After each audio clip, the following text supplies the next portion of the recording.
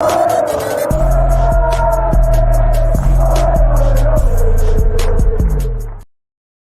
it going, lovely people? Hope you're well and welcome to another summer daily news show. First and foremost, please do smash the like button and subscribe if you're new to the channel. Let's get into it, people. So, first news item on the agenda is Harry Wilson. So, apparently Benfica are putting a £12 million bid for the Wales international. Neil Jones, shout out to Neil Jones, was a guest on our show recently. Broke the news, and I mean, 12 million. I personally think that's a little bit low. And again, I know I'm going to sound a bit like Michael Edwards here, but I think that's slightly low. I know last season we were trying to get sort of close to 20 million, so around the 17, 18 million pound mark. And I don't know if we had any bids, but I do think we had a couple of 15 million pound bids which were turned down. And to go from that to 12, I know it's only a couple million pounds, but I do think it's a lot lower than we could get, especially considering he's an international. He's got a good amount of time left on his contract. He had a decent season at Cardiff. I think we could potentially get a little bit more than that personally. I mean, for the sake of 12 mil, does he potentially deserve a chance in the first team or being in and around the squad? I know reports are saying that we may not sign another attacking reinforcement, but if we don't, would it be better to actually keep him as opposed to like your Shakiris or Minaminos?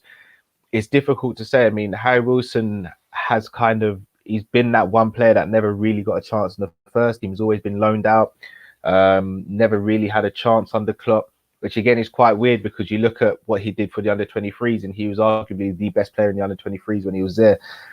But he's the only one who's not really had a chance. I mean, he played in the League Cup against Arsenal, didn't have a great showing, but he was also played out of position. He was playing as one of the three central midfielders, which isn't his position at all. You'd like to see him maybe play off the right or through the middle.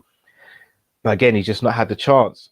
And for the sake of 12 mil, I'll be honest, I'd rather kind of keep him around, especially if we're not adding attacking reinforcements and quality attacking reinforcements. I would keep him. And I'd give him a chance to be a backup to Salah this season if need be, because I think Shaqiri's shown he can't do it. Minamino can't do it. Harry Wilson, him being in the squad, he's homegrown as well, so that fills one of the quota spots. I'd be more tempted to let Harry Wilson stay if it's 12 million, unless we are able to reinvest that 12 million into something decent. And obviously, it's not going to be just 12 million by itself, but a cumulative sort of gathering of money.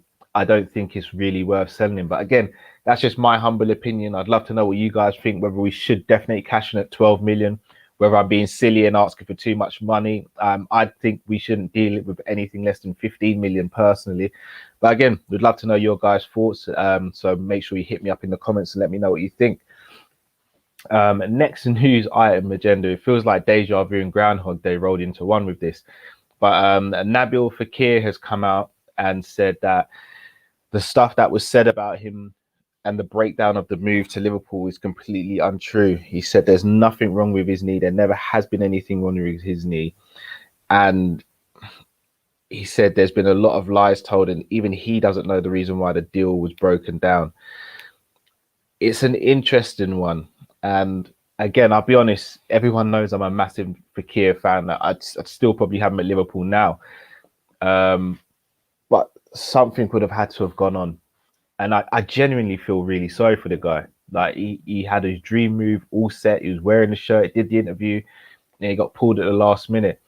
If I'm going to be honest with you, I'm going to be completely transparent. I think it was a mixture of his entourage asking for more money or trying to be silly, as well as the club had to pick between Alisson and Fekir, and we went with Alisson, which is fine. I don't have a problem with it. If you have to pick between the two.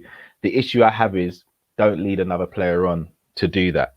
And also, if I'm going to be really, really sadistic, we shouldn't have had to pick between the two. We should have had both at the club. You put in that extra money, you get both. But we didn't. And look, it's not like we haven't been it's not like we haven't been successful, even though we didn't sign him.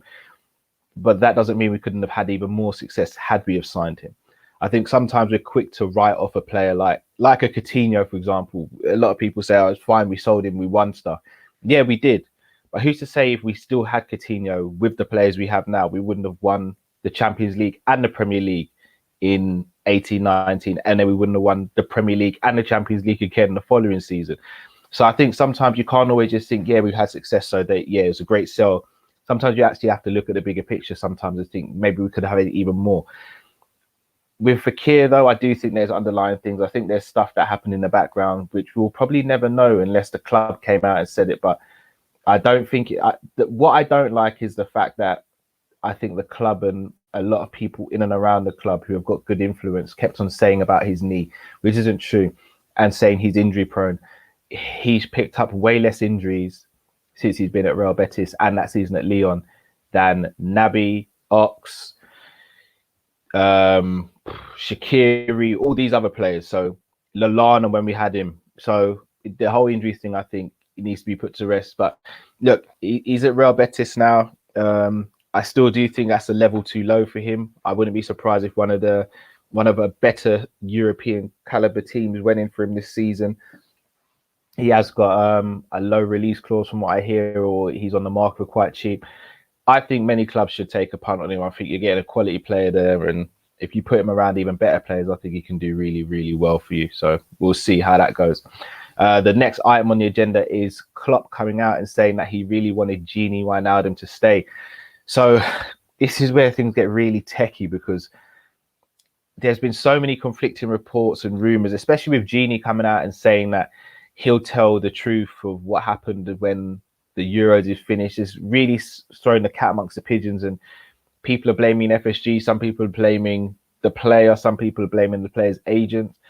Dare I say, I think all of them maybe hold a bit of accountability, but we'll see who holds the majority. I think you could argue that the agents hold some accountability because they should have maybe tried to get him a contract offer earlier, especially after winning the Champions League. That's probably the best time to renew his contract.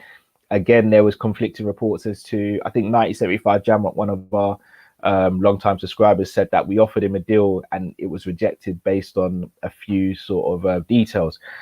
I think maybe the club could have worked harder then to get something sorted out. Then you think maybe the player should have put his foot down a little bit earlier and said, look, I'm either staying or I'm going. Can we sort this out now? But then also you look at the club and think, right, Gini was sitting on 70k. You got players like Naby and Ox who are almost doubling his salary, but putting in less than half the work he puts in. And he has been vital to the success we've had. And he is ever present, or should I say was ever present for Liverpool. So you can understand why Klopp wanted him. Not only was he ever present, but he was versatile as anything. He could play in the 3 in midfield, any one of those positions, whether it be a 6, 8 or the 10. He could play at a push in the front 3 if he really had to. We've seen him play left centre back against Brighton. He did everything. He was the absolute dream player for Klopp, a player who could play numerous positions very well, but also professional. And he, like, who's got bigger moments than Gini Wijnaldum at the club, apart from Salah? He just pops up. He's that guy who pops up when you really need him. When the chips are down, Gini Wijnaldum says, "All right, cool, I'm here." So I reckon it stung Klopp that we've lost him. But look, it now turns to who we get as a replacement. Obviously, spoke to Neil Jones yesterday on the stream, and he was really saying that sort of Basuma might be the one, or Newhouse. So I mean, I'm happy with either one of those two. If I had to pick out of the two, I'd probably go Basuma. I like the way Basuma plays. I've been a big fan of Basuma for a little while. I'll be honest, it took me a little while to come around to the idea of him replacing Gini, especially last season when it was mentioned. However, the more I sat down and watched him, the more I think he could be the one. I know a lot of people are big fans of Renato Sanchez as well. Again, I need to see a bit more from him. If we were to get Renato Sanchez and someone else, I'd be okay with that. If we were to just get Renato Sanchez by himself, then I'd have a bit of an issue with that. But that, again, that's just my humble opinion. So again, would love to know your guys' comments about that as well. A few other things before I sign off. So again, guys, we've got the limited edition Allison t-shirts. Get you a man that can do both. We have it in the black and we also have it in the white as well. The white one has the image on the front and the back. The black just has the image on the front with the silhouette as well. And then also, guys, as I've mentioned a few times on this one, Neil Jones joined us. It was a great interview. Neil Jones is an absolute great guy. And I'm not just saying that because we had him on the show. We spoke behind the scenes as well. And also in terms of actually securing him as a guest, he was so easy to speak to, and he's just a great guy. So please make sure you follow Neil Jones on all of his socials, but also, guys, do check out that interview and let us know your thoughts on what he said and whether that changes your opinions on how we're going to approach this window and what we do in the foreseeable future under FSG and much more. But we're going to leave it for now, guys. We are going to be back later for the Kopish call-in, our favorite show, your favorite show of the week. You guys get to call in, get to have your say, speak to us live. So make sure you tune in for that. And much love for all the support and the love you guys give us. Please do like the video, subscribe if you're new to the channel, and leave your comments about what we've spoken about today. And until next time, people, thank you so much. Stay safe, stay blessed. We're Kopish and we're out, people. Take care.